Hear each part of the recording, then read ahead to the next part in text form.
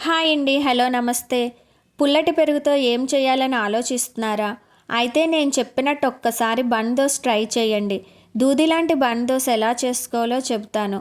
వీడియోని స్కిప్ చేయకుండా మొత్తం చూడండి. ముందుగా 2 గ్లాసుల రేషన్ బియ్యం తీసుకోండి. అందులో 1 టేబుల్ స్పూన్ మెంతులు, 3 టేబుల్ స్పూన్ సగ్గుబియ్యం తీసుకుని వాటర్ పోసి శుభ్రంగా 2-3 టైమ్స్ కడిగి మళ్ళీ వాటర్ పోసి 5-6 అవర్స్ నాననివ్వండి. అలా నానిన బియ్యంని మళ్ళీ 2 టైమ్స్ శుభ్రంగా కడిగి ఒక మిక్సీ జార్లోకి తీసుకుని మిక్సీ పట్టుకోండి. ఇలా నలిగిన పిండిలో పుల్లటి పెరుగు వేసుకుని మరీ లూజుగాను మరీ గట్టిగాను కాకుండా రుబ్బుకోండి. అలా మిక్సీ పట్టుకున్న పిండిని ఒక గిన్నెలోకి తీసుకుని దానిపైన మూత పెట్టి రాత్రంతా బయట పెట్టి పులవనివ్వండి.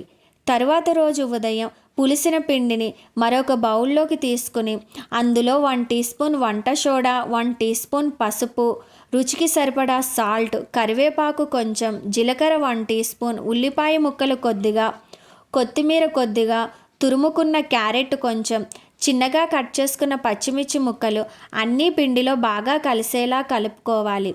తరువాత ఈ దోశకి దోశ పెనం కన్నా మూకిట్లో అయితేనే దోశ బాగుంటుంది. తరువాత గ్యాస్ ఆన్ చేసి గ్యాస్ మీద పెనం పెట్టి అందులో 1 టీ స్పూన్ ఆయిల్ వేసి ఆయిల్ హీట్ అయిన తర్వాత ఒక గరిటెతో దోశపిండి వేసి కొంచెం స్ప్రెడ్ చేయాలి.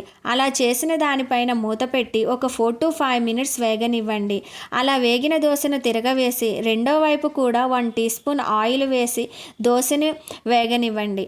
అలా వేగిన దోశను ప్లేట్లోకి తీసుకుని చట్నీతో సర్వ్ చేయడమే. అంతేనండి, మెత్తటి దూది లాంటి bun dosa ready. Thank you.